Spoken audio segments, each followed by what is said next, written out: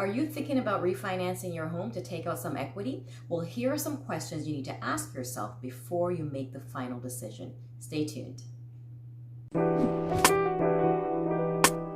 Welcome to Eye on Mortgage, where we keep you updated on what's happening in the mortgage industry and what you need to know about the mortgage process.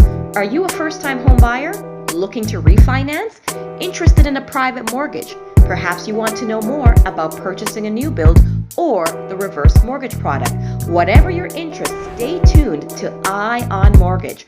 Oh, and please take a moment to like, share, and subscribe. All right, so before I get right in it, I'm just going to take a moment right here to ask you to please remember to like, share, subscribe, hit that bell as well, all right? If you like the content, of course, please go ahead, like, share, subscribe, and hit that bell. And also feel free to put some comments down in the comment section as well. If you have any questions or anything like that, please go ahead, or if there's anything that you want to know about, any videos that you'd like me to do, let me know as well. All right, so let's get into it. So as we know, rates are of course historically low. So it comes as no surprise that many want to refinance and see if they can get to some of that equity in their home for whatever reason that it may be. But there's some things that you want to take into consideration just to make sure that you're making the right decision. All right. One of those things, of course, is the penalty.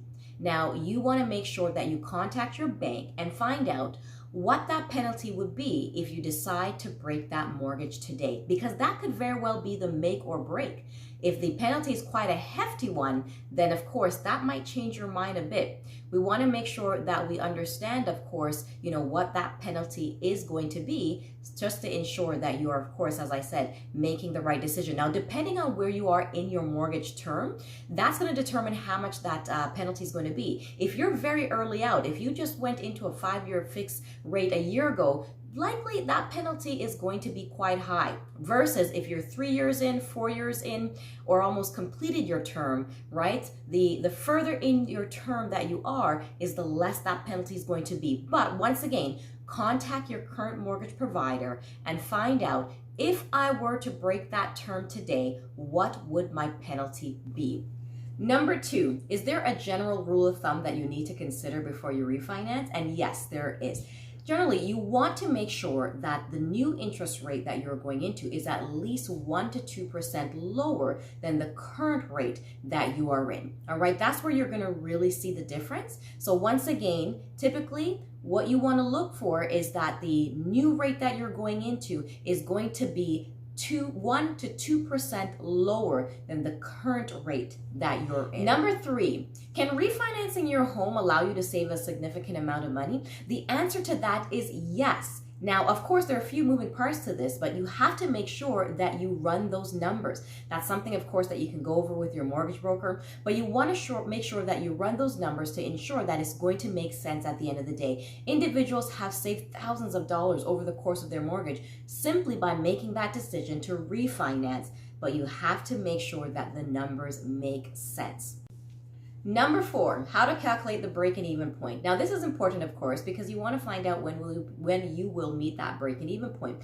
So let's say that after you've calculated everything, the closing costs and all that stuff, the fees are going to come up to about $4,000. All right. And when you compare that, of course, to the current mortgage that you have when you're in the new term, you're going to be saving about $150 a month in the new mortgage term. So what you do is, the cost that it takes to, of course, come out of this mortgage, all the fees, you divide that by the new savings. So 4,000 by 150 equals 26.6. So what does that mean?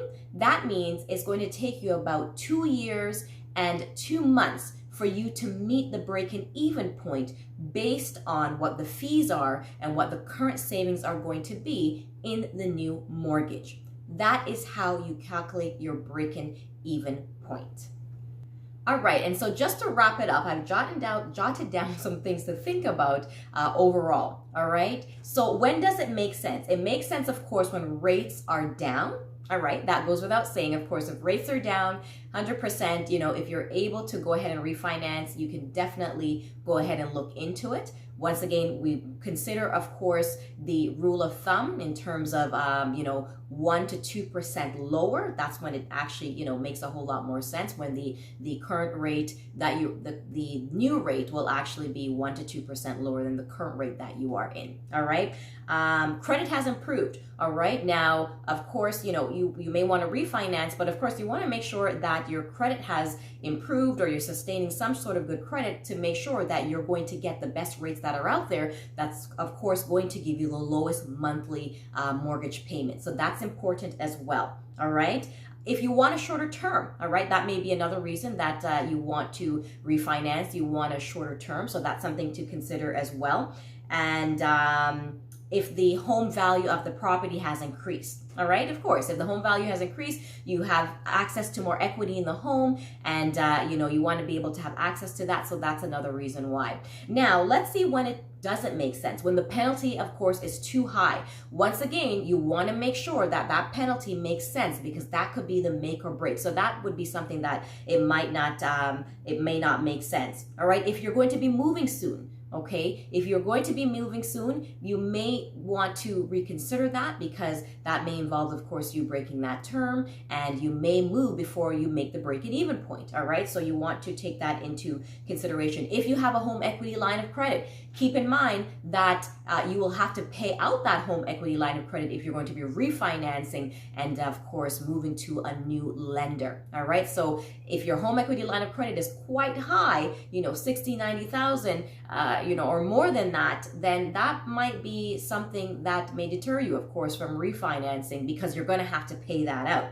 And of course, the fees overall, right? If the fees overall is going to cost you, then once again, we're considering that break-even point. I kind of broken down how to calculate that. So that's something that's going to help you in your decision with regards to, are the fees too high? Is it going to make sense when we look at the bigger picture? All right. And if you're almost done paying off the mortgage, so if you're almost done, you may want to just stick it out and finish that up instead of, going into a new term. So keep in mind that when you refinance, it's almost like starting all over again.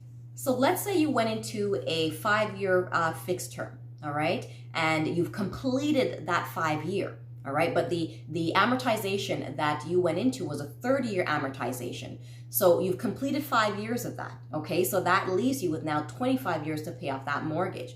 Ideally, what you do want to go into is to refinance into a 25-year amortization now, to remain on course with regards to paying off that mortgage as you started in the course of 30 years. Now, if you've already gone through the 5 years and you refinance into another 30-year amortization instead of refinancing into a 25-year amortization, then you're starting all over again. All right. So it's going to take another 30 years for you to actually pay off that mortgage versus the 25 years that was left because you already completed a 5-year term. So do keep that in mind. And yes, we understand when you stretch out the amortization, it makes the monthly mortgage payment less. And so, depending on your current situation, it might be the only choice. Yes, you went in there aggressively, I'm going to pay this out in the next 30 years. You've completed 5 years of that amortization. Now, ideally, you want to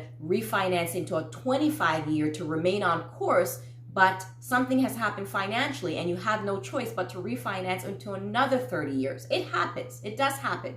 All right. But I just want for you to understand what that means and how it works. All right. Other than that, that's about it for today. Please, as I said, remember to like, share, subscribe if you like the content. Click that bell and put some comments in the comment section as well. I am your mortgage broker, Keisha Johnson. All right. I'm here to assist any way that I can, answer any questions. Companies RTS Mortgage Financial, licensed under Rural Dominion Mortgages. Feel free, to reach out at any time if you have any questions. And stay tuned as I put out more content that keeps you in the know of what's happening in, of course, mortgage land overall, the industry. All right. Thank you so much, and enjoy the rest of your day.